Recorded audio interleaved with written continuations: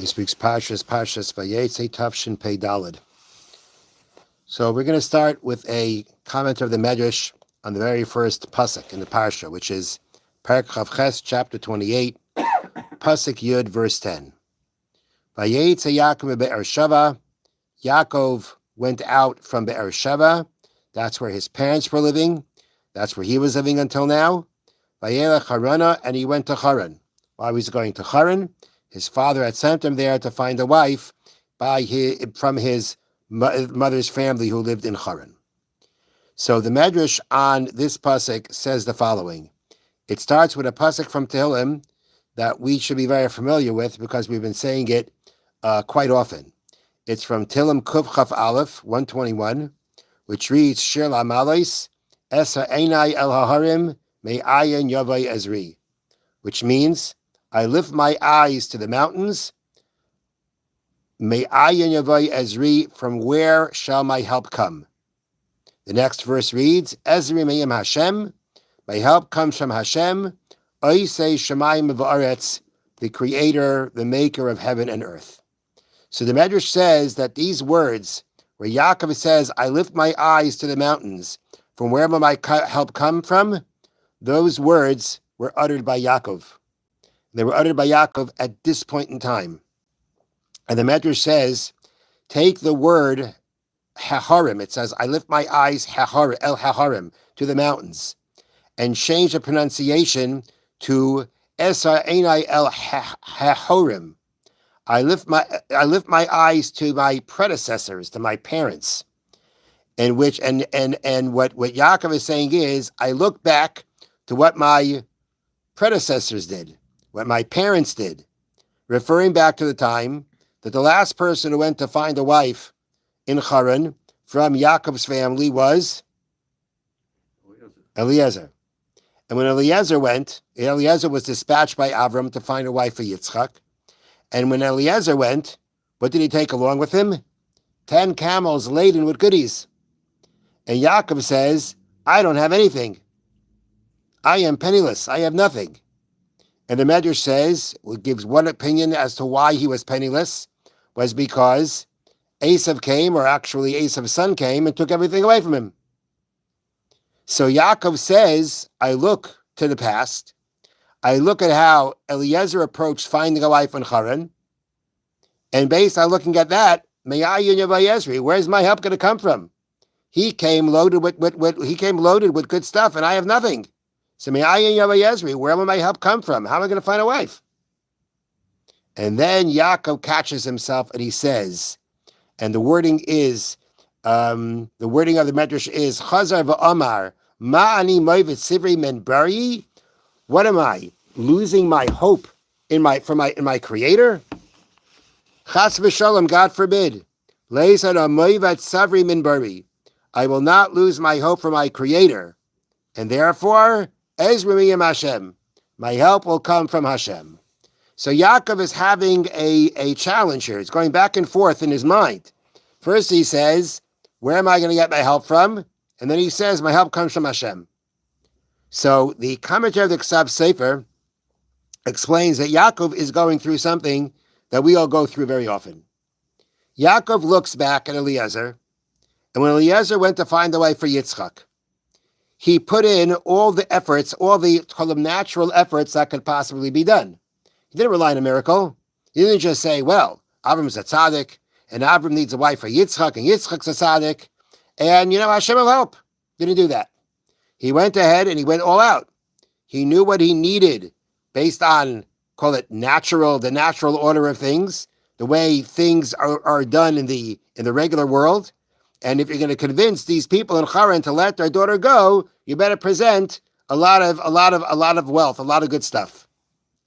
Which means that Eliezer, enlisted, the regular natural means of doing things, and that's how he approached it. He didn't approach it by just putting his trust in Hashem. He approached it with what we call ishtadlus, putting in the natural efforts to be able to get a wife for Yitzchak. So Yaakov looks at Eliezer's example and makes that example. He's in big trouble because he doesn't have anything natural. He has nothing to work with. And therefore, based on how he sees Eliezer approach it, he says to himself, what am I going to do? But then Yaakov catches himself.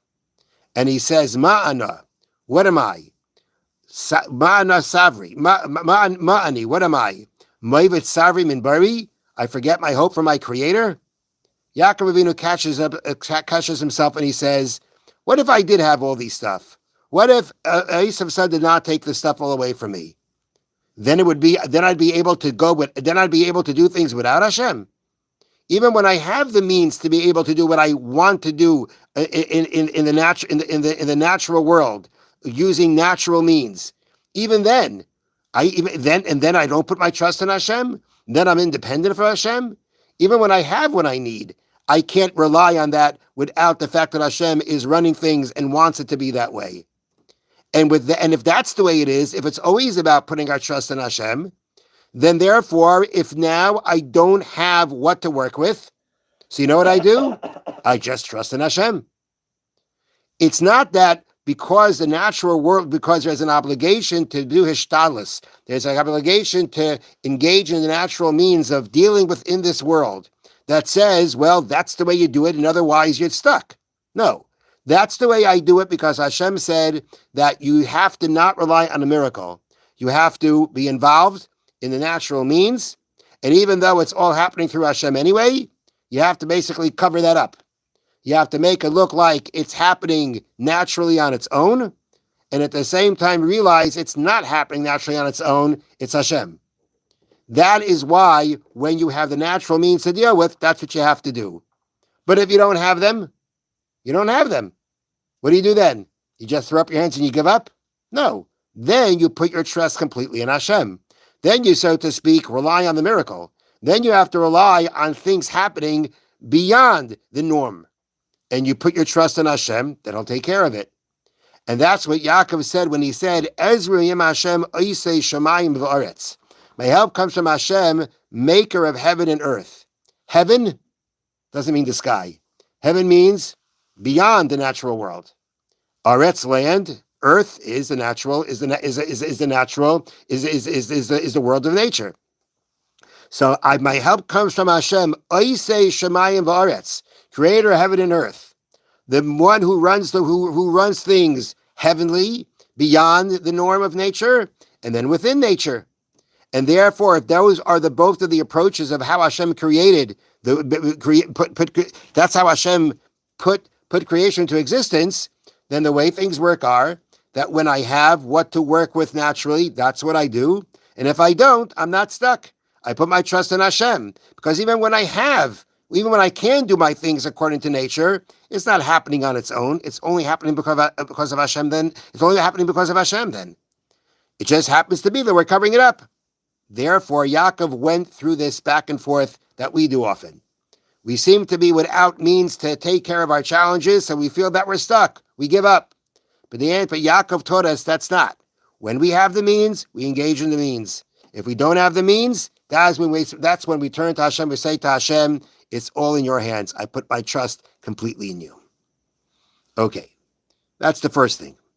Now, the next thing is that it says that Yaakov came to the place and he fell asleep and he went to sleep. And what happened when he went to sleep? He had a dream. In the dream, he saw the angels going up and down a ladder, and Hashem stood over him, and Hashem gave him promises that he will get the land of Eretz Yisrael, him and his children, and Hashem promises him that he's not going to leave him, he's going to bring him back safely to this land. Now take a look at Pasuk Tes Zayin, verse 16. Vayikatz Yaakov mishnasai. Yaakov awoke from his sleep. Vayomer, and he said, Achein yesh Hashem b'makom hazeh. Surely Hashem is in this place. V'noichi lo yadati, but I didn't know. Vayira vayoymar, and he was afraid. He became fearful, became frightened, and he said, Ma'noira hamakom hazeh. How awesome is this place? Ein zeh ki beis Elokim. This is none other than the house of God. V'zeh shar Shemayim, and this is the gate of the heavens. And then when Yaakov wakes up, he takes a stone, he pours oil over it, makes it into a monument, and he makes a promise that if Hashem will guard me, then then this stone will be a Beis Elokim, means I'll come back and worship on this stone, and whatever he gives me, I will give 1/10 away to Hashem.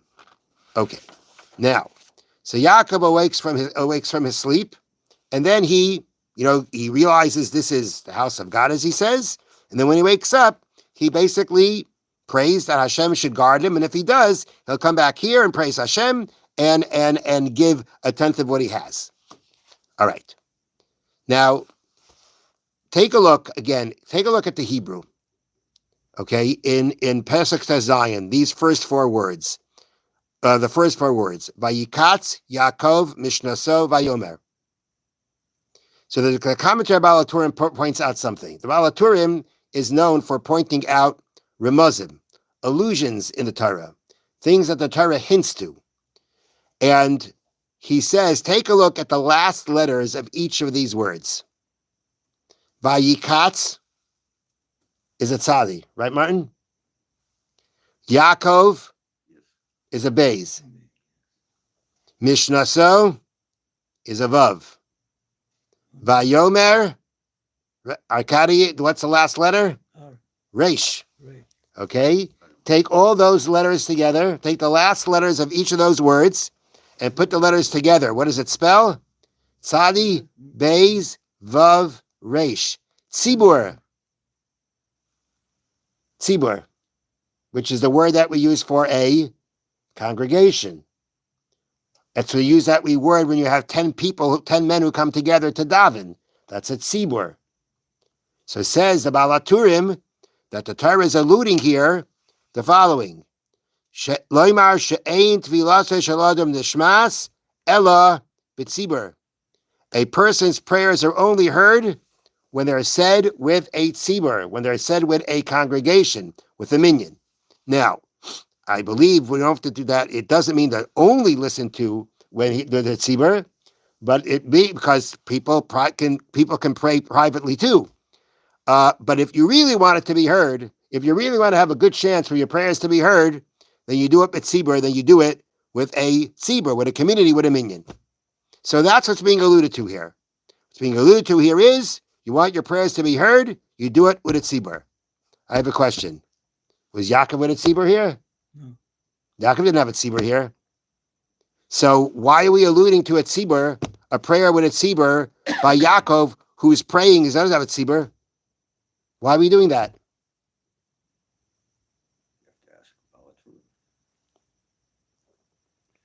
So I'd like to suggest the following. What does a minyan do?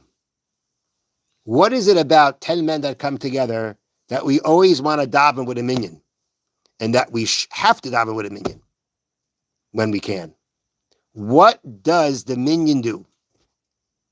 The answer is the minyan brings down the Shekhinah, the divine presence of Hashem. There's a level of divine presence of Hashem that rests within a minyan, 10 men.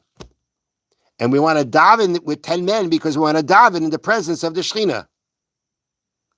Did Yaakov need 10 men to daven in the presence of the Shekhinah? No, the Shekhinah was there. Yaakov said, Achein, when he woke up, he said, Achein, yesh Hashem b'makom hazeh. Hashem is in this place.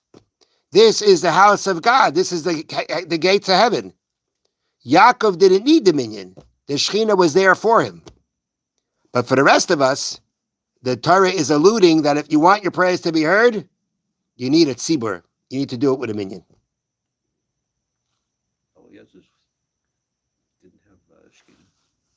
Correct. Correct. I'm not saying that. I'm saying there's going to be situations where people in their prayers without a tzibur are going to be heard. But the Torah is trying to stress here that if you really want your prayers to be heard, do it with a minyan. Okay. Now, the next thing, I want to share with you another thought from the Baal HaTurim. And actually, it's a medrash. All right. It says, Vayikatz Yaakov Mishnaso. Yaakov awoke from his sleep. So the word for sleep from his sleep is Mishnaso, right? What other word that you're familiar with do you hear in this word? Mishnaso. What other word do you hear?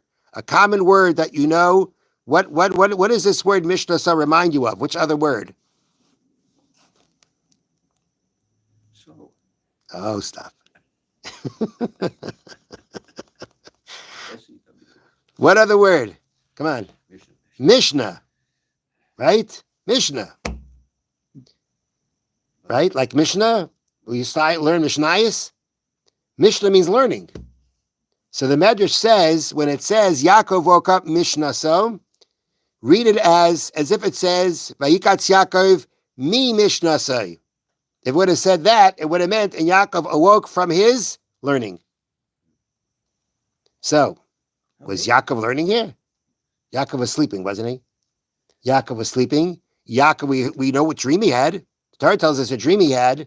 Where was he learning? So the Baal HaTurim says like this. Being that he was always thinking in Torah by day, even at night, his heart, his mind did not rest from thinking about it, in his dreams. Yaakov was so involved in Torah study by day that when he slept, his mind was still working in Torah study. And he dreamed learning. That's what it means. He awoke from his, so was he sleeping? Of course he was sleeping. But he was also learning. Because Yaakov was so engrossed in Torah study by day that his mind was still working and learning and dreaming at night. Okay? What is Mishnah in this text? Sleep. Mishnasa means from his sleep. The same spelling in Mishnah is sleep? Well, sleep is really the word shena, and the mem in the beginning is a prefix from his sleep. But just taking the word, it sounds like Mishnah, and the Medrash says it's alluding to Mishnah, which means study. All right. So, but let's still talk about this a little bit more. But Yaakov had a dream about the ladder, right? Was that learning? It was a prophecy. Okay, he was doing both. It's not like the whole night he had the dream. He was sleeping. He dreamed and learning, and then Hashem sent him the dream with the vision of the ladder. Okay. Why is it important for us to know this? That Yaakov was dreaming and learning. Are we just mentioning it because we're trying to show the greatness of Yaakov? Yaakov is sleeping. I want to know something about Yaakov sleeping. Yaakov learns when he sleeps too. Is that what we're saying, or is there something more here? So I like to suggest that there's something more here. And that what the Torah is saying here is that because when Yaakov sleeps, he learns. That's why, meaning it's a sign of how deeply engrossed he is in Torah study. That was the merit, or that was part of the merit of why Hashem framed him in a dream and made the promise of protecting him. Torah study protects. And the fact that we're bringing out here when Yaakov sleeps, that he's still learning, is stressing the merit of Torah study that Yaakov had, which at the least contributed to some degree. Maybe I don't know if I could say that's the whole merit, but it definitely was a merit here that brought about that Hashem came to him in that dream and promised to protect him. That's what I'd like to suggest. The Ksab Sefer has another explanation here. He doesn't work with explanation of the Baal HaTurim. But his explanation of Yaakov awaking from his sleep is the following. There's a Mishnah in Pirkei Avos. All your actions should be for the sake of heaven. So Rambam Maimonides in his commentary explains, what does that mean? That means everything you do should be for the sake of heaven. Why do you sleep? Just because you're tired or you want to refresh your body? You should be sleeping in order to have the strength to study Torah and serve Hashem, says the Rambam. You're sleeping so that you'll be able to study Torah and do mitzvahs. Why are you eating?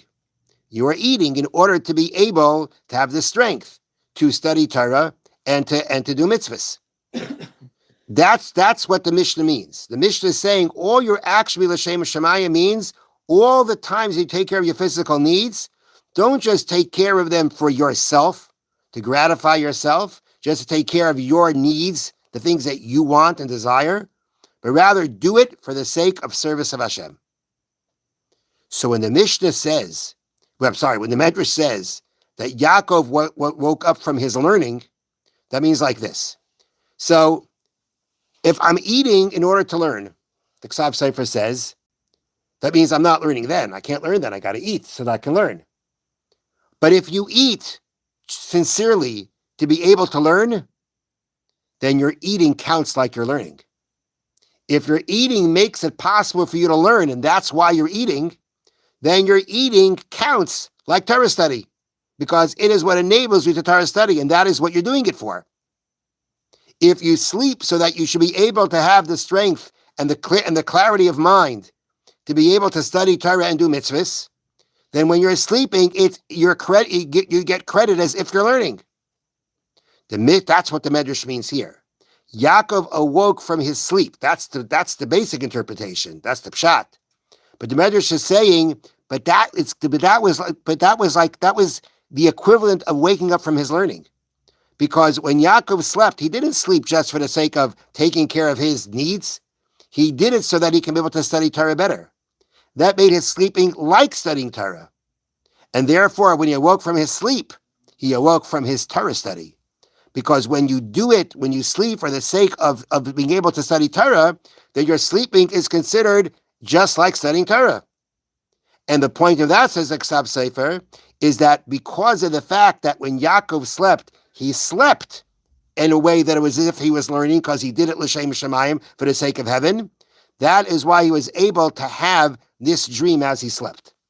This dream is possible, this kind of dream was possible for him to merit because of the fact that this state of being, of sleeping that he was in right now, was not just a plain old state of sleeping. By Yaakov, his sleeping was for the sake of studying Torah. It's like it was considered like studying Torah, and it's therefore in that kind of dream, in that kind of state of sleeping, that it was possible for him to merit to have this kind of a dream where Hashem appears to him in a prophecy, shows him the angels, and promises to protect him. Now, there's a very interesting Gemara in Chulin. The Gemara in Chulin focuses on, if we go back to the beginning of the Parsha, where it says, I'm sorry, the beginning of the Parsha, the beginning of the dream, back in Pasuk Yud Beis, verse 12. The Pasuk reads, Vayachalom, and he dreamt. V'nei sulam mutzav arza. Behold, a ladder was standing on the ground. V'roish magia shemaima, the top of it reached heaven. V'nei malachei Elokim oilim v'yardim bai. And behold, angels of God were going up and coming down. So the question that's asked is, where were these angels originating from? Heaven, right? That's where angels are. So the angel should be coming down and then going up. Why are we talking about first going up and then coming down? So Rashi has his answer to the question. Rashi says the malachim of Chutz La'aretz left and went back up. The malachim were going to be going. The malachim of Eretz Yisrael went up and left, and the angels of Chutz La'aretz are now coming down to escort him. That's Rashi's explanation. The Gemara says what happened was like this. What happened, I'll say also what happened, was the angels came down from heaven, and they looked at Yaakov. And when they looked at Yaakov, it reminded them of something. And I'll just play it up a little bit. They look at Yaakov and they say, this looks familiar. His face looks familiar. So what did they do? They went up to heaven, and they looked at the Kisei HaKavod. They looked at Hashem's throne, Hashem's chariot. And on the chariot, we know from the prophets, and these are all, again, Kabbalistic concepts, but we relate them in physical terms, that there are images on Hashem's chariot. And one of the images is an image of Adam, of man. Understandably, the image of man on Hashem's chariot is man at his highest level. So they went and they looked at the chariot, okay, and they come back down and they look at Yaakov and they say, that's it. That's him. That's him. The face that we see here, this man that we see here, he fits the image on Hashem's chariot. So that's what it means. They went up to see the image, and they came back down to check it by Yaakov, and they saw it's the same. Okay, what was next? What did they want to do next? Says the Gemara, they wanted to kill him. Or they wanted to hurt him. Why? So Rashi says they were jealous. So what happens right after it says, and behold, the angels are going up and down? What does it say next? V'nei Hashem nitzav alav. Behold, Hashem was standing over him. Hashem was saying, back off. Don't touch him. Hashem was coming to protect him. So Rashi says they were jealous of his greatness. He was greater than they were. And Hashem says, leave him alone. Don't touch him. The Chav Sefer wants to say like this. Okay, this is Agadic Gemara, and the Chav Sefer says that he wants to offer another explanation, different explanation than Rashi. His explanation is like this: the angels looked at the image of man on the Hashem's chariot, and they come down, they see it on Yaakov. It's the same image, and then they get very upset. This is the image. This is the great person on the chariot, and he's sleeping. He's sleeping like a log. He's sitting there and just sleeping. How can he be doing that? If this man is the man on the chariot, how can he just be sleeping? How dare he sleep? How dare he blemish that image? So they wanted to hurt him. They wanted to punish him for it. So it says, what does it say? Hashem came and stood over him. Hashem said to the angels, I can see something you can't see. You see Yaakov that he's just sleeping.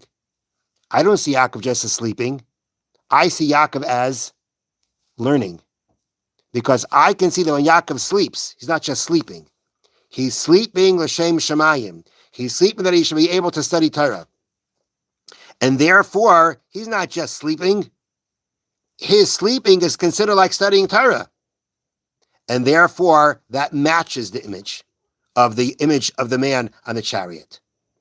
They thought he is sleeping. How can he just sleep like that? If he carries such a great image, how can he just be How can he be sleeping? How can he be acting like that? Hashem says he's not just acting like that. He's not just sleeping like we just sleep. He is sleeping because that is how he sleeps for the sake that he can study Torah, and therefore his sleeping is like learning, and therefore it does match the image on the chariot. Now, when we talk about these kinds of things, it's kind of a bit beyond us in certain ways. We sleep to be able to study Torah. We eat to be able to study Torah. Even if we don't actually reach those levels, the fact that we know that this is the way eating and sleeping should be actually can help us many times just get the proper perspective about eating and sleeping. If we know that we should be sleeping on a higher level, we should be sleeping so that we should learn better and do mitzvahs, then there'll be times when we'll realize that we should sleep differently. You want to just be lazy and sit there and let's kind of lay around in bed. What can get you out of bed would be if you realize that, sleeping is really not supposed to be just about lying around in bed. Sleeping is supposed to be for the purpose of being able to do mitzvahs. And maybe that'll help you get out of bed. You'll eat differently. You'll eat differently. You'll eat. I don't know how to explain. You'll eat. You won't be so. You'll eat not so much like for the sake of. I